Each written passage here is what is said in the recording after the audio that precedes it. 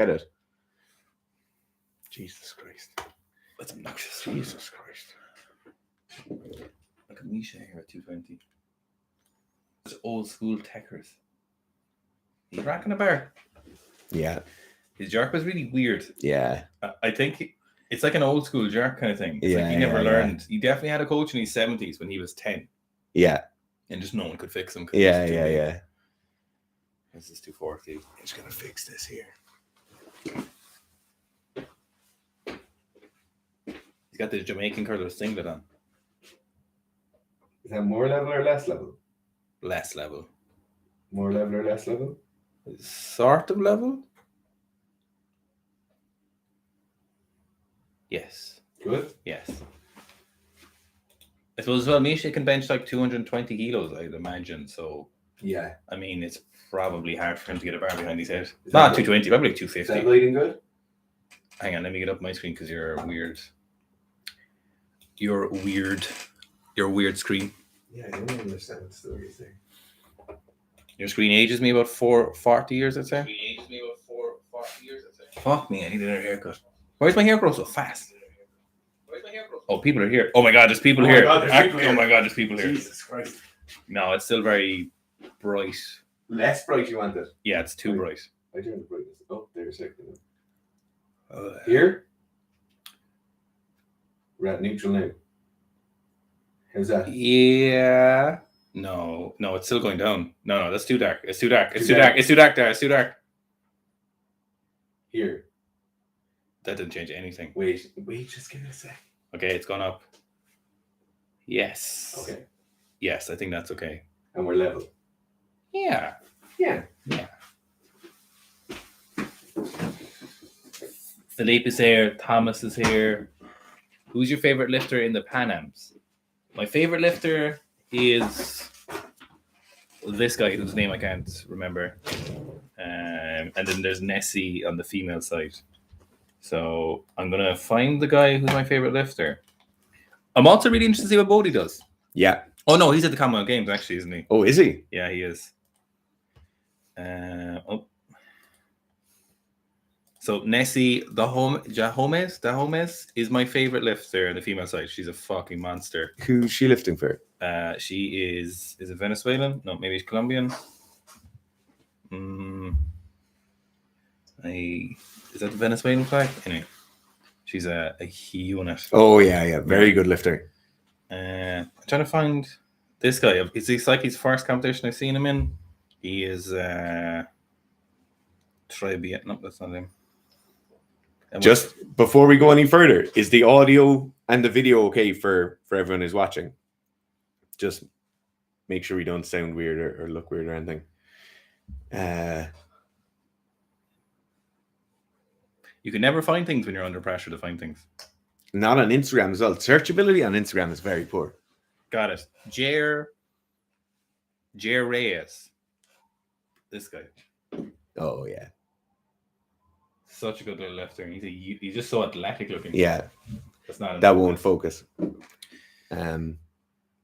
He's he's my favorite male lifter on that side. From the Pan Ams I've seen. I haven't seen any Pan Ams. I saw Maddie Rogers doing 141 in the clean and jerk and it looked very good. It actually looks like her technique is getting better, which is great to see. You'd hope for it. Yeah. For lifters technique to get better as their career progresses. Particularly like that hanging out at the top of the clean and kind of like over pulling the clean seems to be improving a lot. But yeah, that's all I've seen of it so far. You look like either a IT specialist in a big engineering company. Yes. Potentially car parts manufacturing. Yeah, maybe I program CNC machines. Yeah. All you're missing is some random logo here. Yeah, like a Haas. So the HAAS. Yeah. Haas. Yeah. Haas Racing. Okay. Will we give it a few more minutes or will we just kick off into questions? No, let's go. Before we kick off into questions, can we just get everyone to like the video, please? It's actually really beneficial for the live streams because obviously there's only a certain amount of time to get people's attention. Okay. P says, geez, that must have been a difficult username to get. Just P. Best way to strengthen the hamstrings. So in my opinion, hamstring strengthening falls in, or like, not in my opinion, hamstring strengthening falls into like 2 or 3 different categories. Most of the time we deal with people looking to strengthen their hamstrings, it's athletes and either field sports or combat athletes, and their hamstrings are getting injured and they need to strengthen them. And a lot of the time it's due to excessive shortness in the hamstring or lack of range of motion in the hamstring. And a lot of the time what that like entails is they have to do a fair bit of mobility work. They might have to do some running mechanics work or just some striking mechanics work. And then they'll start off with isometrics. The hamstring is quite unique because most of the time people come to us with a hamstring thing, they've already injured their hamstrings. And it's not like a weightlifter who might need bigger quads or a stronger back or something along those lines.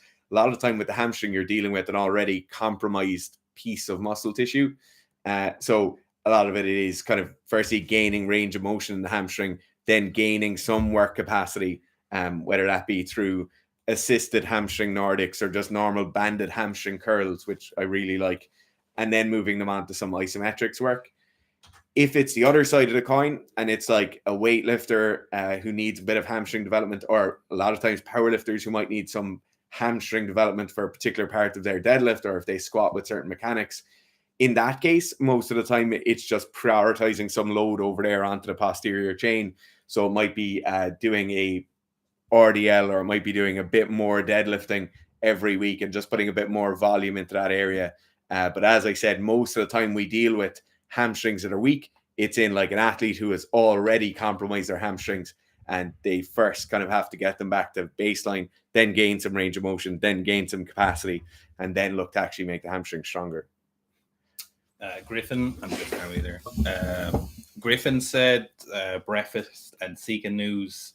Jim Holland says nice, did more work anyway. It's hard working on a Friday evening for a corporate company. Yeah. Like if you're working for someone else on a Friday evening, like I feel like the exact same every time of the day ever. Like Monday through Sunday, if I'm doing work, it always feels the same in a good way. Yeah. Philippe is saying favorite training video ever besides Ilya. So I've posted this 150 kilo power snatch plus full snatch from Liu Xiaoxun in the Disneyland parking place, multi-story car park for Disneyland at the 2011 Worlds. And no, it's incredible. My 2 favorite training videos are both of weightlifting, obviously, are both of Gabriel. And the first one is that 190 kilo power clean plus jerk. Oh, yeah. And then the other one is that 175 snatch in different sessions. But both of those videos are kind of like videos I go to for weightlifting video porn. Do you know like what the coach is? A power stance from the coach. He's not leaning because he knows. No. He knows Liu Xiaoxun. And there's no like none of this, you know. No. He knows Liu is going to do it. Liu is in sick shape. I was going to say different word there, but I probably not. Just ridiculous shape. Yeah. At this point, like even more. There's something more penisy skin about him back then. Yeah. I assume it's a little bit easier to get away with drugs then, but. Big Gulps V2 is saying, gotta love Yohimbein. Those herbs have seriously taken off. Yeah. Did you see there's a thing that, so there's a review come out that a lot of the studies, Stan Everything shared it, that curcumin was, a lot of the studies were fraudulent, like directly fraudulent. But that's kind of unfortunate because apparently there's other good studies on the anti-inflammatories of curcumin unrelated to this fella. But apparently there's something like 120 studies implemented in this. So go have a look at Stan Everything's Instagram if you're interested in herbs and stuff. He was sharing something about curcumin. I was using curcumin for 6 or 8 weeks during 2 months ago. Mm-hmm. I'm not sure if it made a massive difference, but I didn't feel bad on it. Best way to strengthen my hairline, higher loading, is it? Well, apparently it's not finasteride, because apparently people got popped for having Mastron in their finasteride, which you would think would certainly not be the best way of strengthening your hairline. Greg Gage said, "Smash the format, lads." That's so fucking annoying from the CrossFitters. They need to get the fuck over it. It's actually painful to listen to this stage. Like, just it's actually, we're just like, fuck you, like, just stop, lads.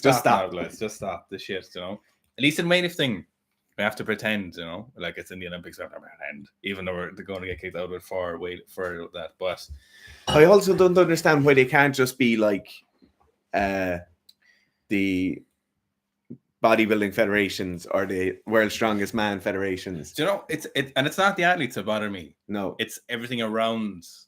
The people around it who talk about it who Yeah. are not athletes. I get athletes can't say anything. oh, absolutely, it's their living. Yeah, it's their living. Yeah. It's illegal. They can't talk about it. There's a variety of difference. The athletes can't talk about it. But, when it's the people around us and you're like, lads, come on. Man. Yeah. Come on. Jasper's next question. Yeah, is, I was just what about are to say. some PEDs in sports? It's a very nuanced question, I suppose, in relation to what our views are. Not very nuanced, but there's a lot to it. My biggest thing is just that the teenage doping would never be a thing. And that really is something I'm really a big fan of. Not a fan of doping teenagers, but preventing the doping of teenagers. This is my main concern. Just because it's incredibly formative time. Lots of people in their mid to late 20s who can't make positive decisions for the rest of their life, let alone in your teenage years.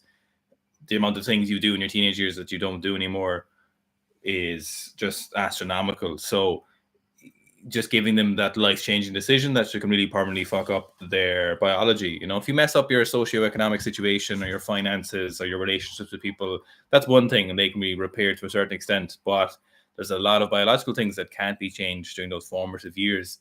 So my main thing is if PEDs were allowed in sports is that there would be a huge target response. So all the resources that go into testing adults that would go into testing teenagers is one of the big things I would really like to see if it ever did change. It never will change like that. But if it was to change like that, like kids and teenagers, like it should be such a heavy penalty for you with teenagers like this. It really disgusts me like when they do that to people. Now I know there's some cases where there's very mature 16 and 17-year-olds and it does pay off them in the long run because they might be in a society or an economy that isn't great and weightlifting really is a way out for them. Then you could say, okay, but is it still worth it? It may not be. Like they may be worth it now and they may be worth it in their 20s, but then it might not be worth it when they're late 30s and they're no longer an athlete or something like that, So it's that'd be my views. I think when you look at the slightly broader picture of like PED use at the moment, the vast majority of PED use is in recreational athletes, whether that be just like gym goers, powerlifters, weightlifters, bodybuilder, physique people, and a lot of that kind of youth use at the moment is in those recreational groups. So it's not even in like professional athletes where, say, you're a thrower and you're 17 or 18 and you want to go to whatever college, and you're in that situation Gerf talked about where it will make a difference to you in your career. But I think there's a lot of PED use in younger groups at the moment as well of people who are wanting to be in better shape. So it's they feel more confident or because they feel like they'll get more girlfriends or boyfriends because of it. And I think that is a particularly at-risk group as well because they're going out and doing it on their own. They certainly don't have any sort of help or guidance around it. It might be different if you're in Eastern Europe and you have a coach, and although that coach might be forcing you to do whatever or encouraging you to do whatever, at least there might be some sort of kind of backup or some sort of institutional knowledge there. I think the problem we have, or we're seeing in this side of the world anyway, is that you've got like 16, 17, 18-year-olds through to early 20-year-olds who are able to just go online, order anything they want, basically, whether what they order is what they actually get or what they think they're getting is what they're getting, or what they think they need is what they actually get. That's a massive issue for me because there's no accountability on any point. There's no ability to track anything. They're probably not getting any health markers looked at. And as Gerf said, the long-term ramifications as you go further into life are massive. So that's my kind of main qualm with PEDs in sports. In terms of athletes, if you're like a professional athlete and you're a track cyclist and you're using drugs to make yourself better at track cycling, I'm never, ever going to vilify an athlete in that case.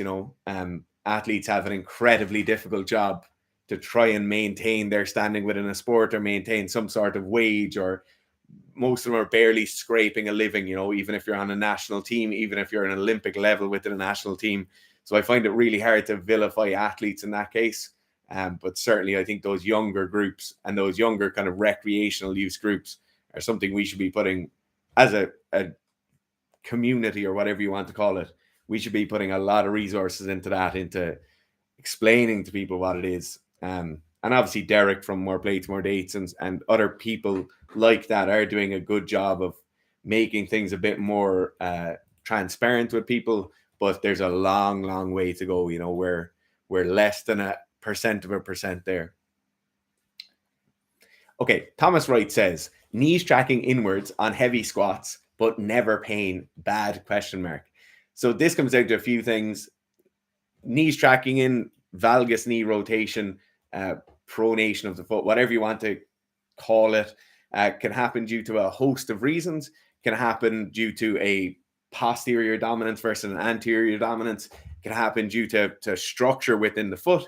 Can happen due to bad motor patterns.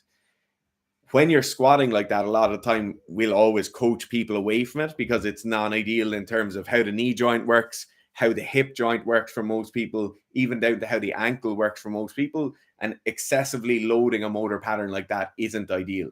Now, I think the big issue comes for people is when they see knees tracking inwards on heavier squats or on more fatiguing attempts in the squat. A lot of the time they just see knees tracking inwards. They never actually assess what's going wrong or why certain thing is happening. And then when they try and fix it, they're just like, oh, I'm way weaker in the squat. And anytime I'll go heavy, this happens, you know. So I think it is certainly something you should be addressing, but you should be addressing it in a way where you're kind of immediately finding out what's going wrong or why your knees are tracking in, and then going forward from there. And in terms of it being bad or not, yeah, you can do quite significant damage to the knee joint with valgus knee rotation under load. Griffin just wants to grow as much muscle or gram for gram as fast as his beard grows, which would be a pretty good rate, I would imagine, for most people. Wonder how much weight is in the beard, though, as it grows. If it was like volume of muscle per beard growth, you'd be doing well. I was thinking more like centimeter of beard growth. Oh, Jesus, yeah. Actually, that's not even that much, though, because a gram of muscle... That's not a good trade-off, Griffin, actually. Now that I think about it more, I don't think that's a good trade-off. Okay, Baw5XC says, best way to balance running with squatting when one wants to prioritize squats. I don't want the running to interfere with gaining squat strength and size. So if you really wanted to prioritize the squat, the best thing to do would be to just squat. If you're looking at prioritizing squatting while still maintaining quite a good level of running, you should probably be looking initially at your kind of minimum required volume of running. So if you wanted to maintain 400 meters at 75 seconds or 400 meters at 90 seconds, that would be a very, very different list of requirements than if you wanted to maintain a 5K pace or a 10K pace. Certainly, the shorter the distance gets that you want to maintain, the easier it will be to combine that with your squat work, right? So if you're looking at maintaining a 400 meter pace or a 50 meter pace, if you're a prop forward in rugby and you need to get your squat up and you just need that initial 10 or 20 meters to kind of stay the same, it's a lot easier. You're probably looking at 2 running sessions a week just to maintain some sort of running. One of those should probably be in some way aerobically demanding, and then the other one should be in some way anaerobically demanding, and looking at lactic threshold in that session. But if you're into the longer sessions, then it's quite difficult. So the longer sessions, you're really looking at aerobic adaptation, physiological adaptation within the cell and within that kind of muscle fiber prioritization when you're looking to squat. So obviously, if we're looking to run a good 10K, we'll want to shift some of that capital from those fast twitch fibers over to the slower twitch fibers. We'll want to shrink the cross-sectional area of fast twitch fibers. And we want to do basically the complete opposite thing for squatting. So what I would say is with the squats, you can just keep squatting twice a week and go on the most efficient squat cycle for you. If you were really looking to push your squat hard for 8 weeks, and this isn't for kind of fortuitous marketing on our end, but say you wanted to push it hard for 8 weeks, something like our squat program for 8 weeks is a great way to get a big bump in your squat, right? But in that time, running long distances will be difficult. I would say probably the maximum amount of sessions you'd be able to do would be 3 times per week. And I'd probably look at just a kind of single pace across all those runs. So if you're looking to maintain a 5K at a 4 minute kilometer pace, I'd probably look at doing like 3K sessions a week, or maybe 1 5K and 2 3K sessions a week, all at kind of 5 minute or 5.5 minute kilometer pace, and just try and hold on to some of that physiological adaptation. But it is difficult, and certainly the shorter distances will be easier to hold on to than the longer distances would. Only was good. What do you guys think of the Valesa Streak wood-soled lifting shoes? Aaron said, "Fridge, I'll pay." Aaron, I completely forgot to message you back. I'm very sorry. So you said you'll send us the Valesa. Do you not use them anymore, Aaron? If you don't want them, we'll definitely review them. But if you use them, just like keep them. But I'd be interested in seeing what they're like. I know a lot of people do like them. Too small for fits, with your large hand feet. Aaron, I hope your training's going well. I've been watching some of it on the gram. Looks good. Alex is going to give the water cut a try for my upcoming meet. I uploaded at 5, but actually took it down again just so like 8. Oh yeah, because people have missed it. Just that water cutting video will be going up later. But as we're talking about water cutting, and we're kind of on the topic, obviously go and watch that video because there'll be more details in this. But Alex, for you, I'm not sure when your upcoming meet is, but certainly one practice run at that would be very, very useful. If you're kind of 2 or 3 weeks out from the meet, don't do a practice run. It's far too close. But for everybody else, if you're 6 weeks, 8 weeks out from the meet, doing a practice water cut for a week would be very, very useful. And doing a practice water cut for the week where you may have a heavier session on that Saturday where you've weighed in will be really useful. And you'll gain a lot of good knowledge about yourself. Obviously, there's pretty big inter-individual differences with that water cutting stuff. There's quite big intra-individual differences as well, depending on what shape you're in at the time, the level of stress you're under at the time, how hard you're training. All these things will make a big difference. Ryan is asking if we missed the March chat. No, so I don't know if you're in the Facebook group, you would have seen the new graphics that we're going to use for the new t-shirts. So if you're in the Facebook group, you can see those. And the pants are still not ready, so there's be more samples of the pants coming away soon. So we're still making some more changes to them. So we want to make sure they're significantly better than the last version of the pants. So then when you get them, you can be confident that when you get a new version of the pants from us, that they are an improvement, So the next pair will definitely be a lot better, and we're definitely happy with them, but there's still some changes. So it just takes a while to get them and make the changes and decide what changes to make. But you'll know when the merchandise come out. I would say, if you want to be honest, what we'll do again is the same time. So there'll see merchandise launch number 4 or 5. And this will be the pants sold out, I think, within like 2 hours the last time. So, and the t-shirt sold out within like a day or two, I think. So if you do want, we're just going to have t-shirts, 2 graphic t-shirts and 1 pair of pants this next launch. So if you want to get the pants, what we did last time was people in the Facebook group got a heads up. Was it like an hour beforehand? The night before, wasn't it? The night before. I think it was the night before. Yeah. When the merchandise is going to live. And then we did a YouTube live stream when it did go live for people who weren't in the Facebook group on the programs. So, but the pants did sell out. I think it was within 2 hours, all the pants sold out.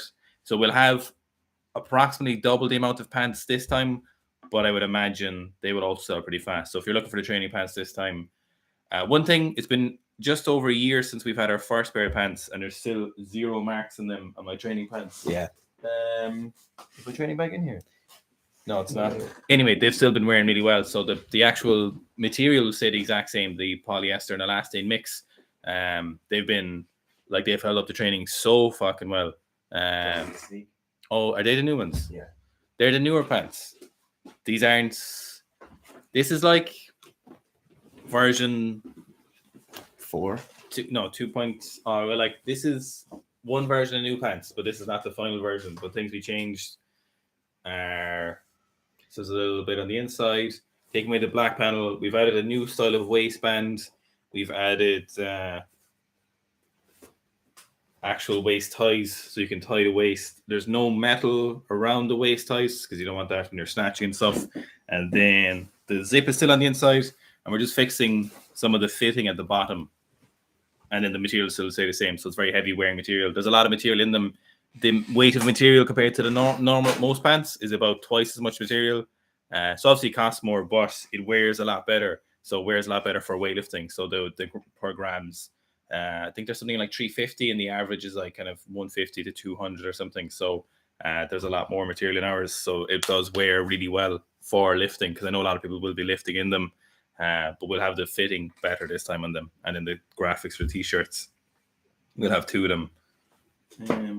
The graphic for both t-shirts is pretty sick. Yeah. I think as well with the pants, the one thing I really like this time is like that material is the exact same material, like exact same producer, because of its kind of hard wearing nature. This will give you an idea of. That'll be one of the t-shirts. So we just got a little. That's not focusing, is it? No, I don't. I think it's set on focus. Set back to us. Yeah. So it's going to be one of them. We just went a little bit different for the graphics t-shirts. And then the other one is, if you're not in the Facebook group, it'll be surprise for a while. It's a different graphic. I'm very excited about the other one. Yeah. Okay. Henry Penrose, and we'll be like trickling you in little hints as well as to when that merch is dropping. It won't just be like out of the blue. So you will get an idea as to when they're coming roughly. Henry Penrose asks, best neck strength prep for rugby props. So by far the best thing you can have for neck strength is more muscle tissue in your neck. So there's actually a load of studies. One of my original post-grad pieces of work was on neck strength and its correlation into incidence of concussion. So there's a number of things you need to look at with neck strengthening exercises. So by far the biggest thing is just hypertrophy of the neck, right? Making the neck bigger. Now, that's not without drawback, because there is obvious drawbacks with having a bigger neck in terms of your health. But if you're a competitive rugby player, I think some of those health concerns like sleep quality or opening of your airways are kind of negated by the fact that you're less likely to get a severe neck injury or less likely to get concussed as easily. When you look at the important things, muscle tissue is the number one thing. The second thing that most studies will agree on is the leanness of that muscle tissue. So a lot of the time you'll see props with big, thick necks. You'll even see rolls on the back of their neck here. And that's not an ideal case, right? So when you have muscle fibers and in between the muscle fibers, you have adipose tissue. So intramuscular adipose tissue, you see a higher incidence of concussion and you see a higher incidence of injury within the neck. So it's important that the neck of a rugby player is actually quite lean as well. Imagine it like it's your kind of support straps tying down something onto a trailer. If you have a lot of this fat in between those support straps and you undergo some sort of load, there's quite a bit of movement in between the muscle fibers or in between those bundles of muscle fibers. When the neck is more lean, those gaps are smaller and the reaction time is shorter, and you don't get as much movement when you get one of these big impacts. The third thing then obviously is isometric strength, or if I'm remembering those studies correctly, it seems to be isometric strength. And the best prep for that would be, I'd like some sort of prerequisite to be hit with isometric strength for rugby players. I don't have those prerequisites at hand right now, but something like from the front, pulling you forward, from the back, pulling you back, from the right side, pulling you over, from the left side, pulling you over, and being able to hold those with a quite light band to start with, maybe leading up to 30 seconds to a minute to 90 seconds, then gradually increasing the amount of times you would do that per session and per week. And then once you've reached a satisfactory amount of volume with that, so maybe you're doing your neck strengthening exercises 3 or 5 times a week, and you're doing that for 5 sets of 60 seconds in each of those planes of movement, then you might start looking along the lines of, okay, I need to go from that thin red band to a slightly heavier blue band or to a slightly heavier green band. I know you'll see coaches with like yoga balls and they'll get the players rolling their head around in different planes of motion. And it's not that I don't like those. The reason I like using the isometrics more is they're more measurable. So a lot of the time when you do the kind of dynamic stuff, or even like neck raises with a weight or pushing your head into a wall and holding yourself there, it's quite difficult to quantify the amount of volume you're doing with your neck training then. With the isometrics, we know isometric holds work well. We know the loading of the band. Like you can say, I need to be 1 arm's width out from the wall, or I need to be an arm's width and 6 inches out from the wall. I'm going to hold my head here. You can even do these looking in a mirror, so you see if your head is fully straight. It's not like a skill you're trying to develop. And then you can really easily titrate in more volume. But yeah, that would be my piece of advice. The last piece of advice I'd have on that is, if you're a rugby or if you're a prop, which I assume, Henry, you are, or maybe you're a coach of props, it's very important you're not doing this immediately prior to or within that kind of initial fatigue window of scrummaging or playing any sort of live scrummaging, live drilling or anything like that. So the last thing you want is you to get your prop doing a quite rigorous session of isometrics, although they mightn't feel fatigued, and then get them to go and do their live scrummaging afterwards. Even if it's the morning before, I probably wouldn't recommend that. I prefer them to do it following a session, or maybe at the end of their gym session, and then having an appropriate amount of time afterwards to recover and make sure that neck tissue isn't under fatigue. We obviously, it's a very, very sensitive area, you know. It was an oddly specific question for you to have a lot to of delve knowledge, into. to have a lot of knowledge on. Henry Penrose is actually my alternative account. Hey, be really interesting if someone asked me about neck training, guys. Johnny saying maybe we should do a pre-show warm-up, 50 minutes of starting soon. I know some people do that and give people time to. Problem is, we're literally just back from the running track. That's true. It's true. Rot is saying, as a beginner weightlifter, how do you determine when to switch folks from technique at lighter weight to increasing weight? That is a good question, actually. And unfortunately, as a beginner weightlifter, you will never be able to identify that knowledge by yourself, because there's kind of the art and science of coaching weightlifting and looking and seeing how something looks, and there's parameters things conform to and things you should look like.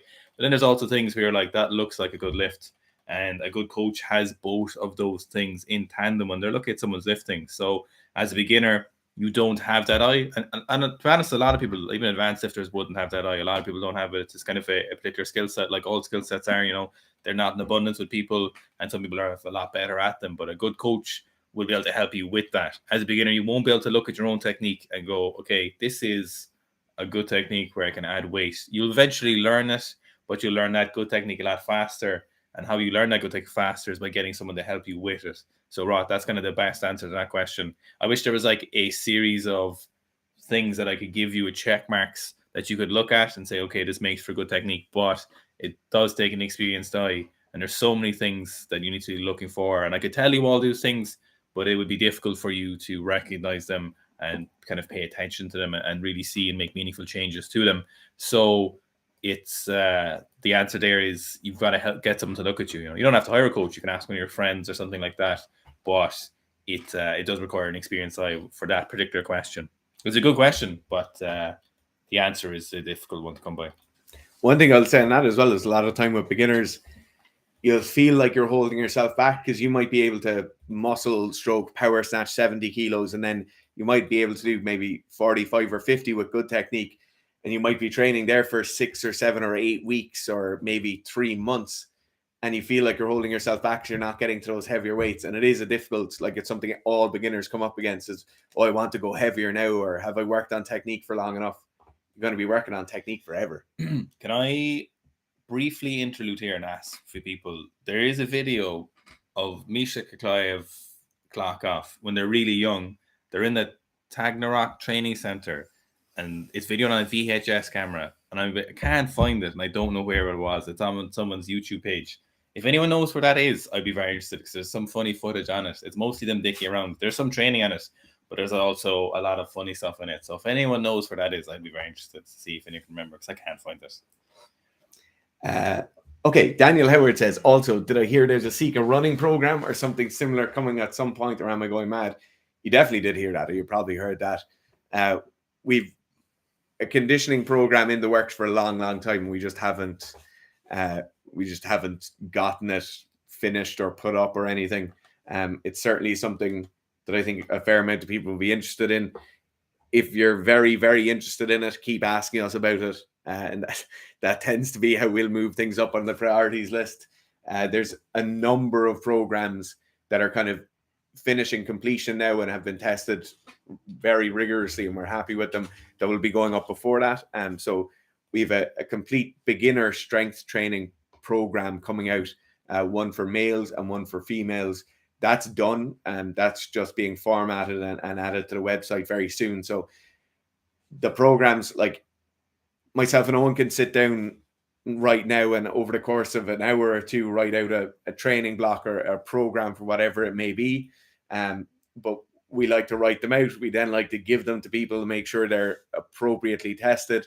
We might tweak some loadings. We might readdress some things, and then kind of over the course of a number of weeks and months become happy with that product and then leave it out. So there's definitely not a running program coming in the next couple of weeks. So if you need to be fit by September, it might not be best to wait, but it will certainly come at some point.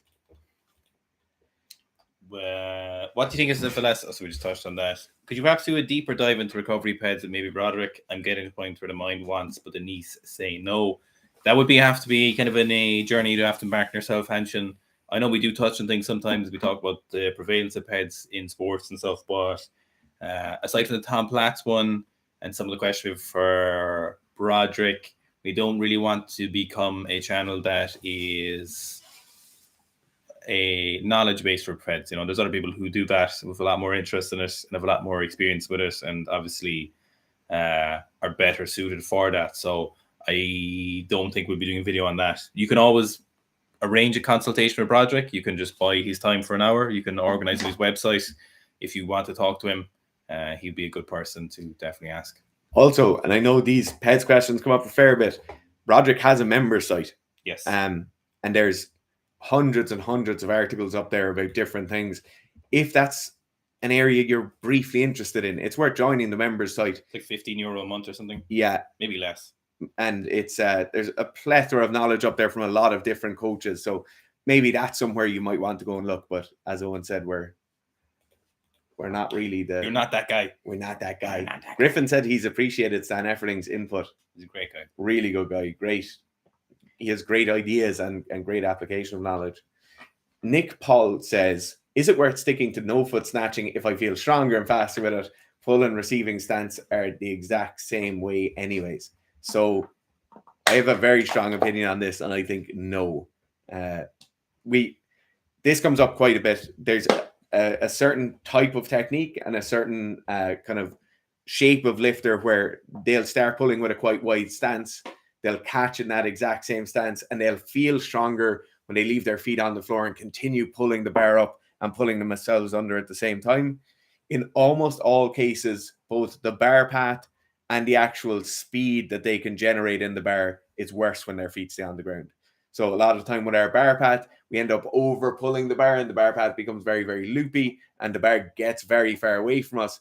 But also the speed of them getting under the bar is slower. So if I raise my feet up off the floor, I no longer have that reactionary force from the ground that's forcing me to be upright, and I can pull under much, much faster. So in almost all cases, barring the very, very edge of that outlier, in almost all cases, you'd be better to move your feet. If even it was jumping and landing in the same place or pulling and catching in the same place, you would still be better if your feet had left the floor in between the pull and the catch. Mosfa saying, skip some? Yeah. I skip something. Yes, you've answered that. Teenage pushing limits, that's very true. Teenagers are dumb. Super dumb. Jeez, I was a dumb teenager. That's pretty dumb as well. Yeah. Family Guy said he's back. Did he miss you? Sure. Valestrius again. Mosfa saying, good day, lads. I'm doing my first camp in October, but he did October in like the Dutch way. He added a K in there.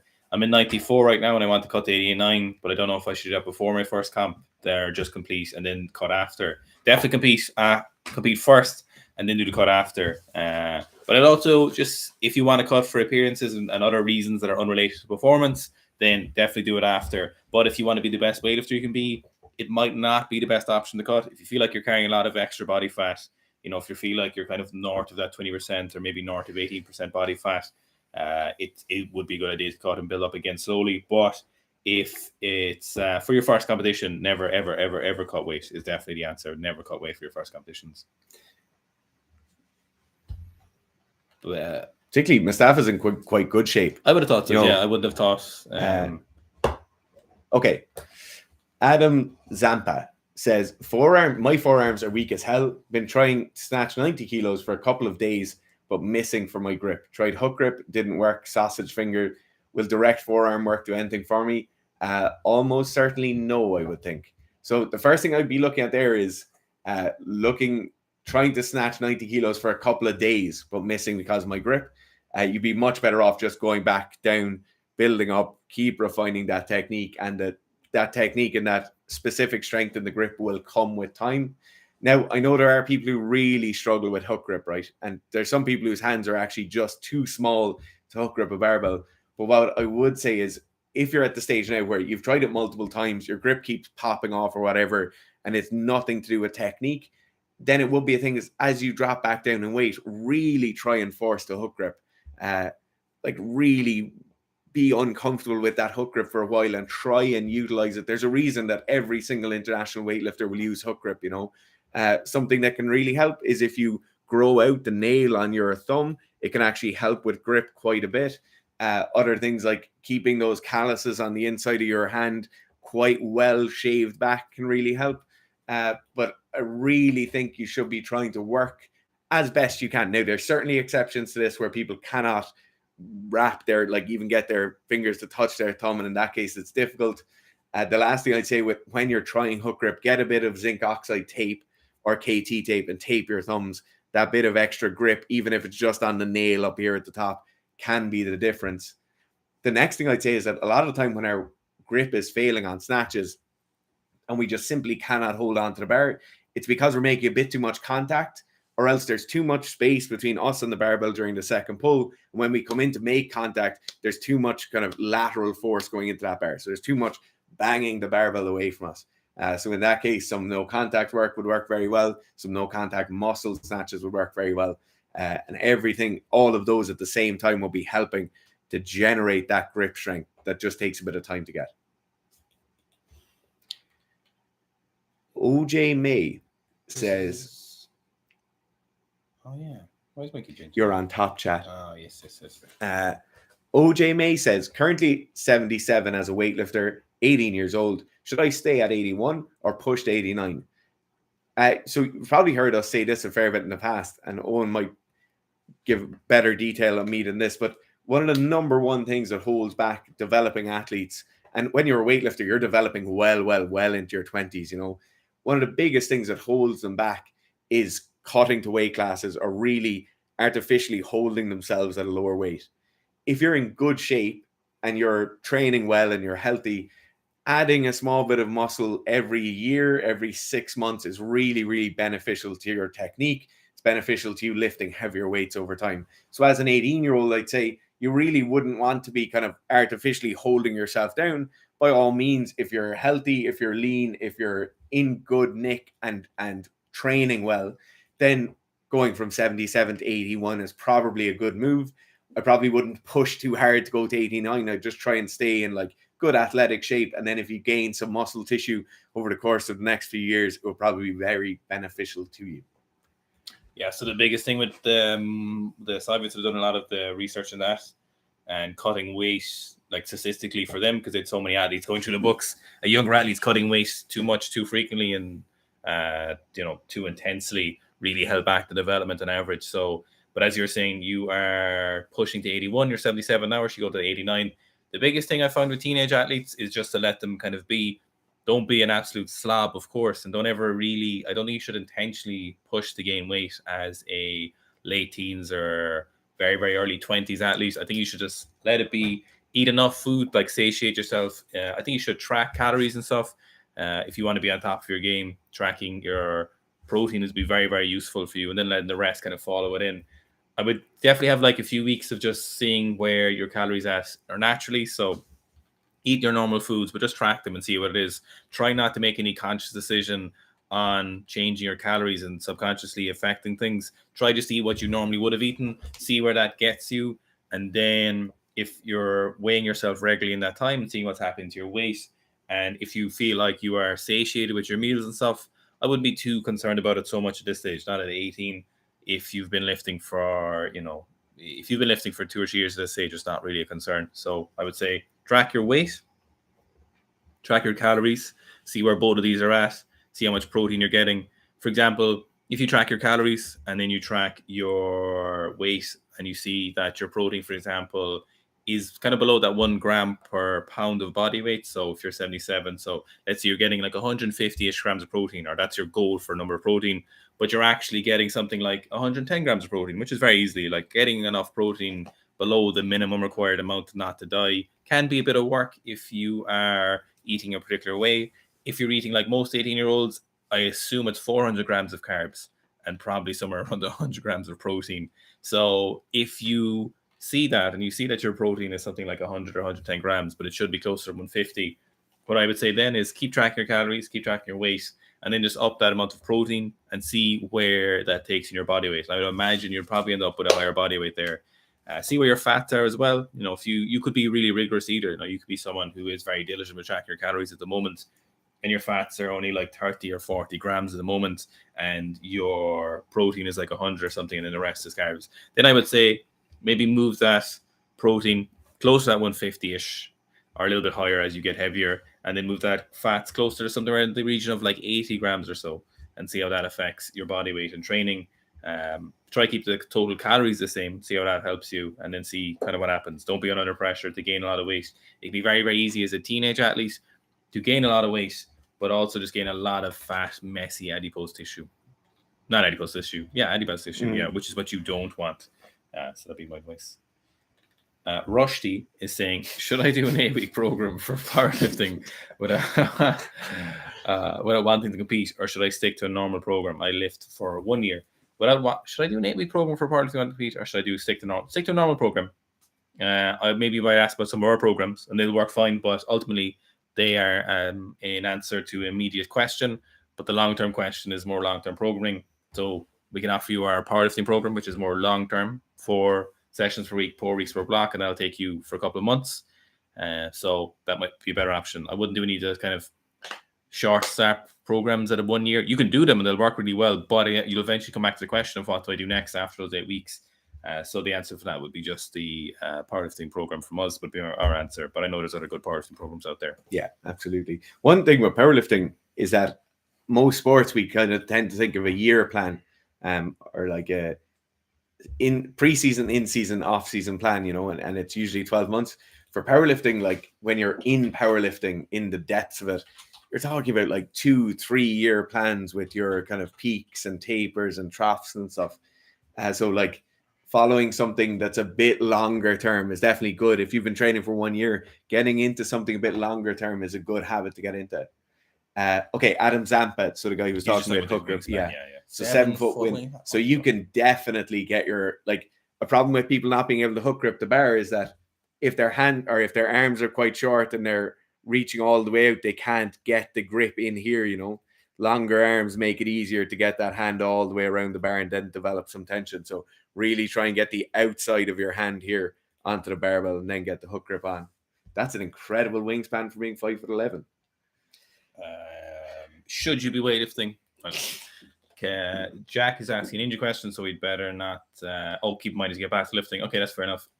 The main thing is do your rehab or prehab stuff that you were given to, and do it for a very long time. Do it for at least 6 months after you've no pain. So once you get to the point where there's no pain, keep doing your rehab stuff until it's 6 months after the point, and don't let up on it, because it is such a mistake people make where they do their rehab.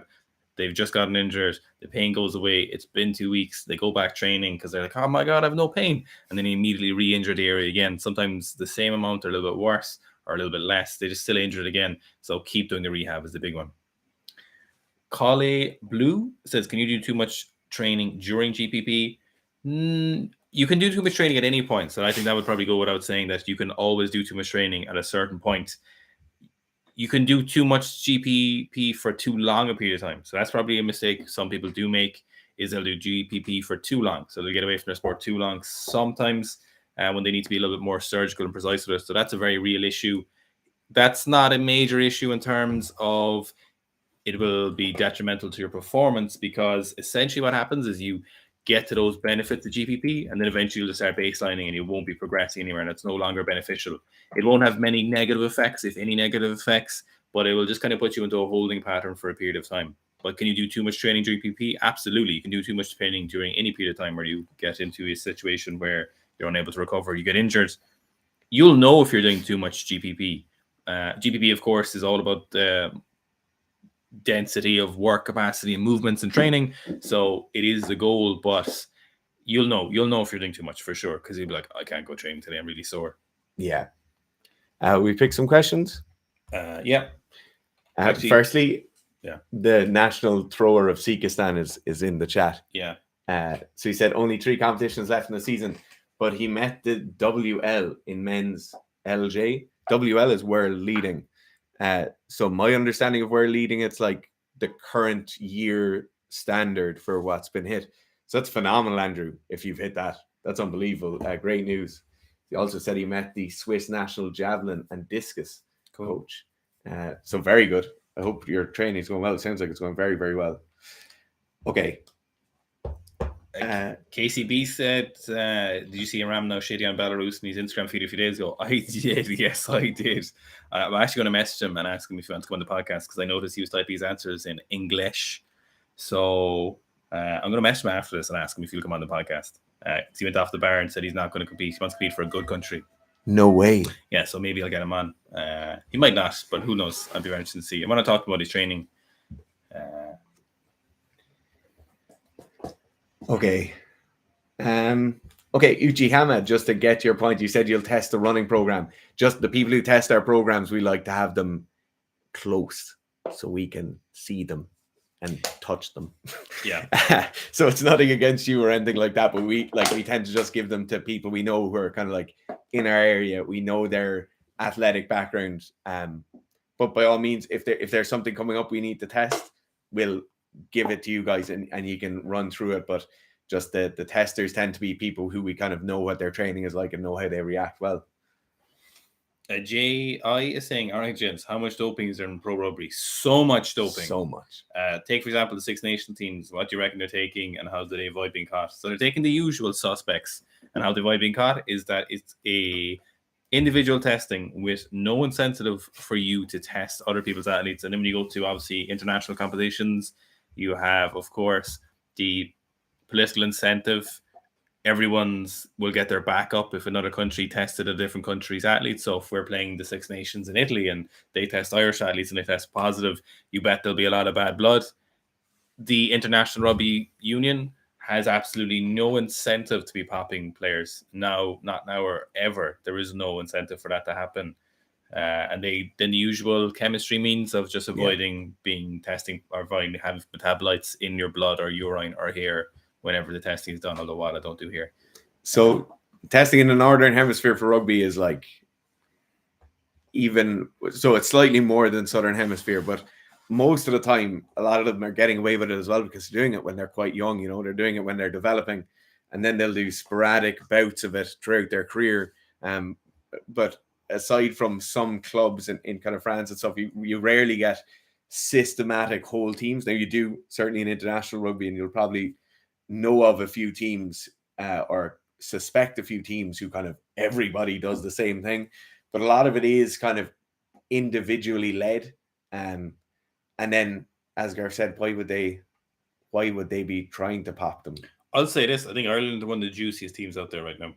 They're in good nick, aren't they? A lot of the team is very juicy. Yeah, and they get like the Irish rugby team get tested more than probably any other rugby team, in the world. They'd get tested quite frequently, and that's like laughable levels of testing, maybe once or twice every year or so, if even, and they're probably just selecting a few players. Definitely not a thing where they're systematically tested on a regular basis. And even if it was, it wouldn't be a difficult thing for them to get around. This is what the area do with the test. Oh yeah, and then they would just be like, anyway. Yeah. So there's been some positive cases of doping in rugby and in Irish rugby in particular, but they're very, very marginal cases, and very rarely do they have massive outcomes for like the sport in the country or for the team that it's usually just the athlete will get a 2-year ban or whatever, and everyone will say it's terrible. And it's just back to normal then. There's only been 2 or 3 people caught for growth hormone in the history of like the Olympics or WADA tested sports, I should say, or sports under the WADA remit. One of them was Pat Mendes, and he was the first person they tested with growth hormone when they increased their detection time of growth hormone from like 12 hours to something like 36 hours. And so he'd obviously been taking growth hormone like the day before the competition, which was fucking stupid anyway. But he got caught with it. And then the other person that got caught for growth hormone was a English rugby league player. And he didn't actually get caught with growth hormone. He got dobbed in. Someone ratted on him. And then they were like, he's taking growth hormone. It's the problem, lads. Who would do that? It's the problem. Why would you rat on someone? I can't. It's either a teammate whose place was lost that person, or they really, really, really, really had a vendetta against them. Yeah. Or potentially someone on another team found out. Yeah. But I don't know which is worse, to be honest. It's very likely as well in the case where something like that, or somebody is ratted out, where there's information. It's very likely the person who's provided that information is under duress, and they have a positive test, or they have possibility of losing a license. And then, okay. Kaloyan Valerev. Sorry, I've absolutely butchered your name there, but it's an interesting question. Hey lads, thoughts on a priming sessions for sport? I'm wondering if it's worthwhile investment for my upcoming volleyball season. So priming sessions, in my experience, or what I call a priming session, would be you have a game or a match or a tournament on a Saturday, and you would go to the gym, or you would go to your court or your pitch, and you would do a session prior to it on the Friday evening, right? Priming sessions usually take on 2 forms. So the first form would be a form that maybe you're talking about in this case, where you're in the gym. You might be doing things like vertical jumps, box jumps, some plyometrics, things where you're moving fast and feel good about, and you're priming the body then, right? You're priming the central nervous system to be ready to fire the next day. And then the second case would be a tactical priming session. And these are really common in professional sports. Most rugby teams in the world will do like a captain's run on the Friday if they have a game on the Saturday, or on the Saturday if they have a game on the Sunday. And this will be usually player-led, or the kind of senior players will lead the session.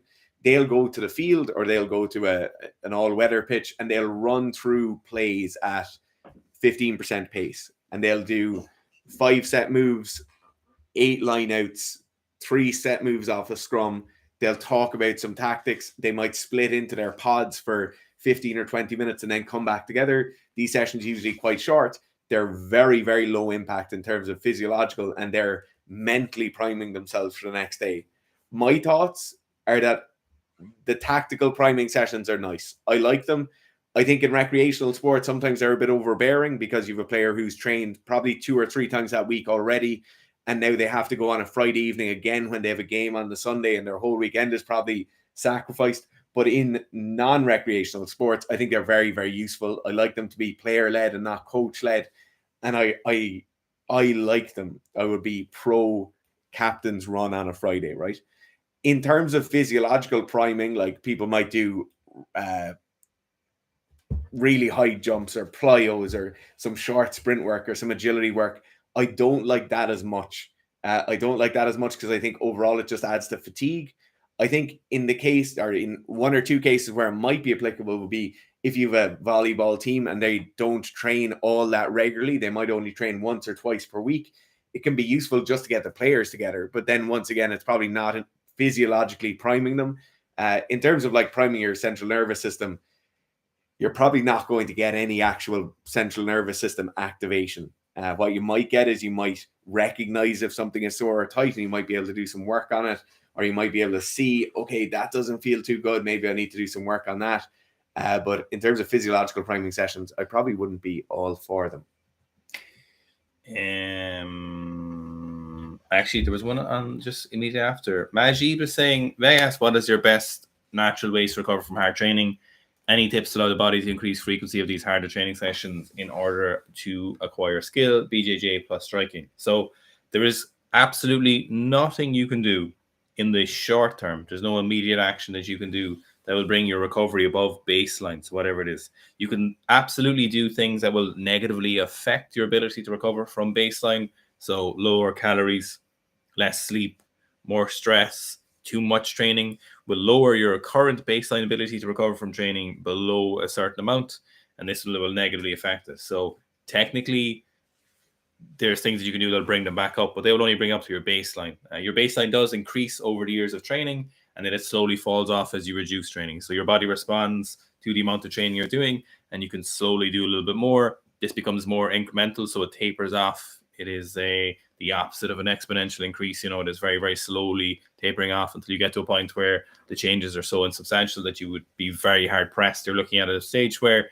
an extra set or an extra rep will take you over that recovery if you get to that volume of training, which is why, of course, PEDs work so well. So the best thing you can do is smart, intelligent, incremental increases in training load and frequency and volume per session over the course of a number of years, periodically doing off seasons where you increase your work capacity, maintain the amount of volume you can doing, maintain aerobic base, increasing your strength. As a fighter, your concern is not increasing aerobic base like it would be for strength athletes. Yours would be the opposite. Your would be just slightly maintaining aerobic base and actually increasing your ability to recover or in your tolerance for load in terms of strength training, muscle mass, force production, and velocity stuff.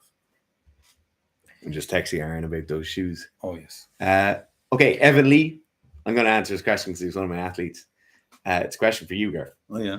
In the training vlog with Gabriel, working on Owen's clean technique, Gabriel said to pull the elbows high, like in the snatch. Should everyone use this cue, or was it specific to Owen's clean? I'm going to ask your coach and listen to your coach's cues because I haven't seen your clean in a while, Evan, so I'm not sure.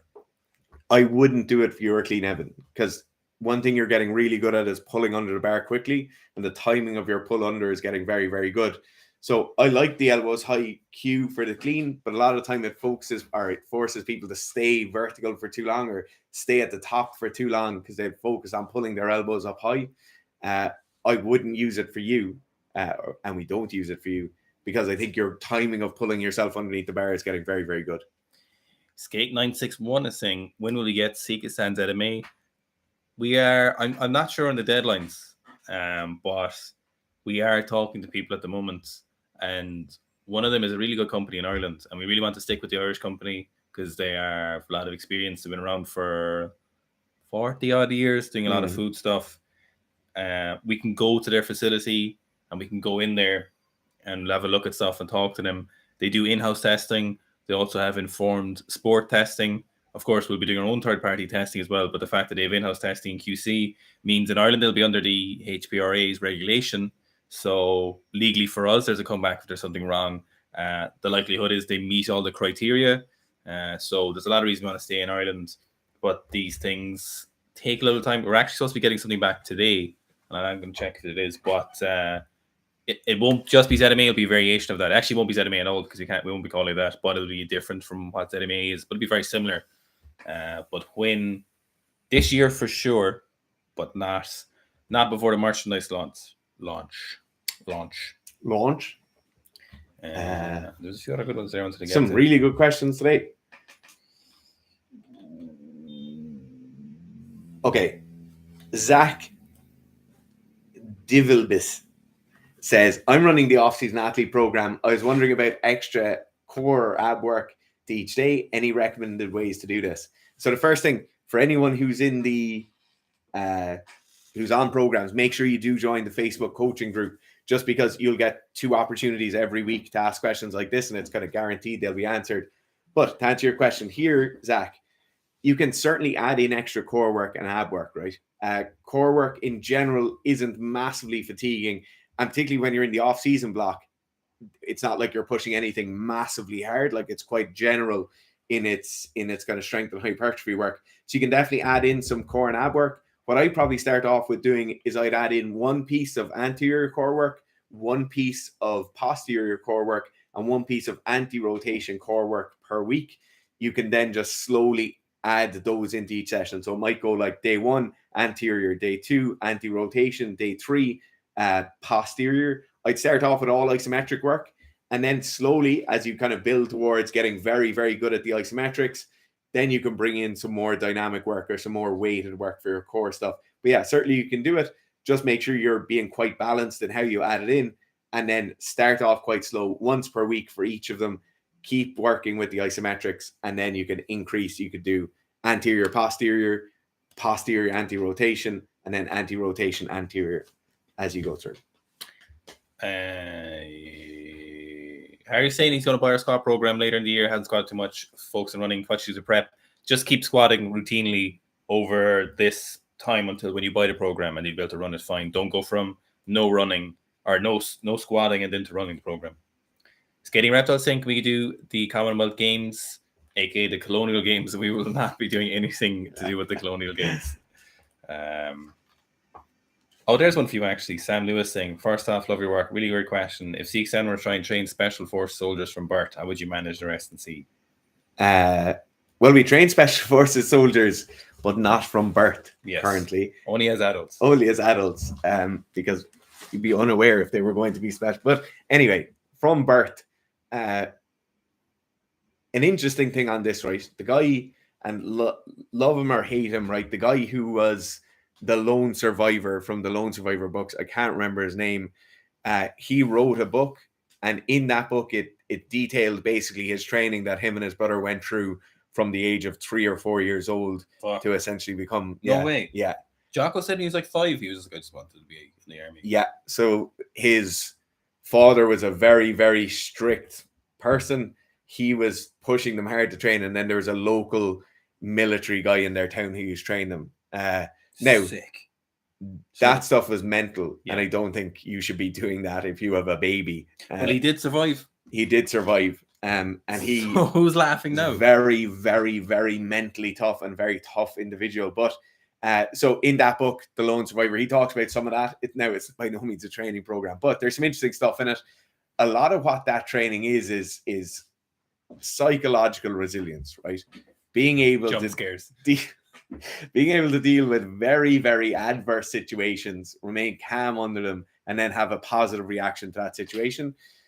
In terms of physical development, though, I think it goes pretty much unanimously across the board that for kids to be athletic, strong, healthy, you want them playing a broad range of sports, right? You want them to have something that we call physical literacy. Other people might call it different things, but you want them to be able to run, jump, bound, land, deal with forces that are coming onto them. You want them to be quite strong and resilient. So you'd start off by just putting the kid into sport, playing sport with them. Definitely in terms of hand-eye coordination stuff, a lot of that stuff comes very, very early in a child's development. So you wouldn't look at necessarily getting them running or aerobic development or anything like that, but that kind of central nervous system development from an early age is important, and it's important in athletes. And obviously, when you're looking at this cohort of very elite type of soldier, they're very serious athletes. A lot of them are, so a lot of sport.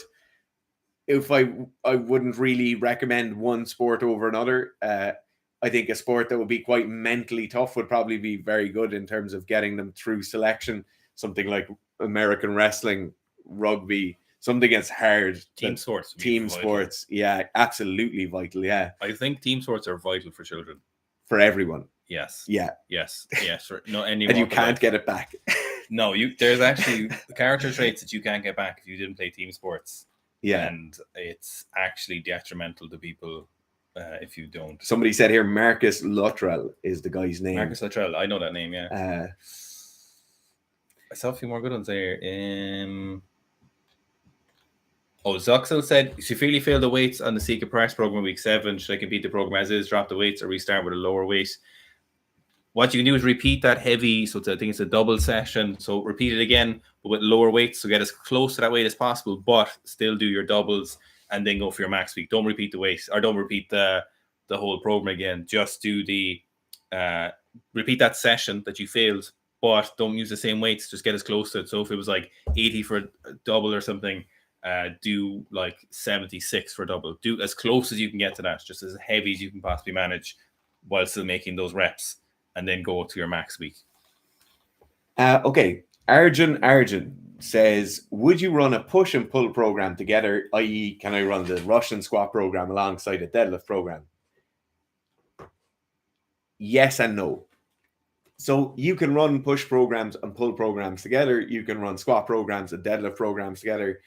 but it really depends on the severity of the loading and the amount of volume in each of those programs. So if you were to run something like the Russian squat program, Smolov Junior, any of those, it's more than likely going to be too severe to put anything with it. You could probably deadlift once a week and you could just kind of tip away moderate volume, quite light loading, and it would be okay. But by no means would I say you can run them or push them both hard at the same time. Now, programs that might be a bit more moderate will probably be very, very applicable to run squat program and deadlift program at the same time. Although it should be noted that you would probably have better results if you were to run one and then run the other slightly askew or slightly off that. An example I'm going to give of this is that our squat program is 8 weeks long and our deadlift program is 10 weeks long. And that's very, very purposeful in its loading. So at the start, you have high volume squatting and high volume deadlifting, or a lot of that deadlifting work is actually just gaining capacity with the deadlift, whereas the squat will be the main driver of adaptation. And then at the end of the cycle, once all the heavy squats are done, you have the benefit of the heavy squats being done, and then you have 2 or 3 weeks maybe to get your heavy deadlift done afterwards. I think if you were to run a push-pull and a pull program together, you'd be much better to slightly stagger them or have one that would overtake the other one at the end. So in that same way, you might run 2 months of squatting, but 3 months of deadlifting. I would always use the squat as the main driver of strength adaptation. So I would certainly elongate the deadlift peak afterwards rather than staying squatting afterwards after you've maxed your deadlift. Obito was saying, hi guys, do you think something like AG1 is worth it, or daily vitamins worth it in general? I think taking athletic greens in a powdered form is probably defeating a whole lot of the purpose. A lot of research on the multivitamins say they don't do anything, but a lot of the researchers themselves will say that they take multivitamins because there's no negative. So I think what's better is you find specific things that will work well for you in those cases. I think what would be very interesting for you is if you go read the book called The Great Plant-Based Con by Jane Buxton. There's a lot in it. There's a lot of it. I'll be doing a video on it soon whenever I actually get through it. But I don't think things like athletic greens and stuff are any worth it. And I would imagine the state the supplement industry is in, I'd be surprised if there's any form of vegetable involved in those at all. What I really I'd say the quality of the vegetable would probably be horrendous. Yeah, it's probably rancified, whatever. Like, can you imagine? There's what no using? way. Yeah. Like how expensive fresh fruit veg in some countries, you know. What are they putting anywhere? Like anywhere, it's going to be really difficult to grow a load of kale, freeze dry it, powder it, and then hope that stays good. Yeah. Like anyway, one thing I'd say on the vitamins thing, and this goes across all athletes. If you're training quite hard, it's likely that you'll have some sort of deficiency in a mineral or a vitamin, right? It's likely if you're pushing hard and training, at some point one of those will drop down or something will drop down, right? In most places, it's quite simple to get a blood panel done. You don't need an extensive blood panel. You don't need to get hormone markers looked at or anything like that. But most blood tests will look at like B vitamins and things like that. And it's quite easy to see like, oh, I feel really fatigued. Maybe it's some sort of shortfall. Go get your test done. Like there's loads of the prick your finger tests that you can select what one you want. And then if it's something like I'm low on B vitamins, go and check how you could get more B vitamins into your diet, or vitamin D, you might need to be out in the sunlight more or whatever. And I think that's a better way of going about it rather than a kind of blanket thing of I take athletic greens or whatever every day. If you believe a lot of the research, then there's a plethora of research out there on athletes. There's also general population research in relation to deficiencies. And if you look at like vitamin D or zinc, you'll see that people are deficient in a lot of these things. But they're still walking around and living, so you might say, are they optimal? And then that would come into things like, you know, in fairness, like people like the Liver King, Paul Saladino, all other people, all dietary and nutrition people are talking about these things, you know. The funny thing is, it's kind of is the standard American diet, also known as SAD. The acronym for standard American diet is SAD. That's a lot of this research is done on those people in those populations, and they're deficient in these particular things. There's also a lot of people rattling the cage in relation to saying that our food isn't as nutritious as it used to be. A lot of the nutrition numbers are bigged up, apparently. So if you're to believe that as well, there is a lot of research on athletes. across any number of vitamins and minerals saying they're deficient in these. So the likelihood is athletes are probably eating more nutritious diet, but due to the activities have working their way through more of these vitamins and minerals. So if you look at like zinc, vitamin D, any copper, any number of these things, they're saying they're deficient in them. So best to do it by case basis and see what you need. I don't take a multivitamin, but I wouldn't be mad at someone who did either. I do take one because they're in the cupboard at home. Do you? Yeah. There doesn't seem to be any reason not to. It's like a sports vitamin that it just sports vitamin as well sounds hilarious. Sports vitamins. Last question because I must go train. Maze says, is periodization applicable to military personnel, given they need to be at a high standard of endurance and strength the majority of the time? The idea of peaking in off seasons isn't really applicable. So certainly, right, if you're active service, or even if you're in training, you need to have a certain level of aerobic capacity, a certain level of anaerobic capacity, and you need to have a certain level of resilience to injury. So the classical level of like off-season strength, power, speed, or endurance, whatever, doesn't work. But what I tend to do is I tend to keep everyone tipping away standard level of aerobic work, standard level of strength and conditioning work all the time throughout the year. What I'll then do is I'll stack on top of focus for a certain period of time, right? So depending on where that person is deployed, if they have time or if they don't have time, if they have equipment or they don't have equipment, we'll pick a focus. Usually that focus will be kind of 6 to 8 weeks, and they might just do 6 to 8 weeks of more strength training now.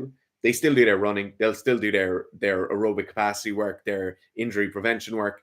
And then at the end of that, they'll test, or they'll peak, they'll test, and then they'll go back to a general phase for a small bit. Then they might have a period of time where they've more time that they can do longer running sessions. They'll focus on that for 6 to 8 weeks. They'll taper at the end of it, test, then they'll go back to general training again. So what I like to do is like imagine that rising tide is slowly coming up all the time, but now suddenly we'll put a bit more focus here. Everything else is coming at the same time. That levels off again. Then we'll go focus on another area that increases, that levels off again.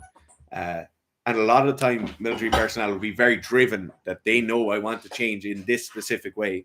And you can help with that then. But general strength and conditioning work, general aerobic capacity work stays there all the time. We just push 1 or 2 factors every couple of months. Ivor is just saying he'd love if we did seminars in the US. We'd love to do seminars in the US for sure. But there's 2 major things standing in the way: a very large ocean and US immigration. If you do want us to do a seminar in the US, just give us a shout. There's a contact page on the website. Let us know. We will do our very, very best to get something organized over there. Maybe there's a few of you guys and girls in this chat who might be interested in something in the US. Get in touch. Get onto the Facebook page. Pop us an email. If there's a few gyms in your area that might want the seminar and you have sufficient numbers, we will get on a plane and sort out our other issues. But yeah, we need active participation. Okay, thanks very much for everyone who tuned in. We really appreciate it. Charlie says, forget the US, come to Sheffield. We're in the UK all the time. All the time. You just need to come to us when we're in the UK. Okay, we'll talk to you all again soon. I hope you have a great August bank holiday weekend. And thanks for tuning in. Barbara's booked out the whole weekend.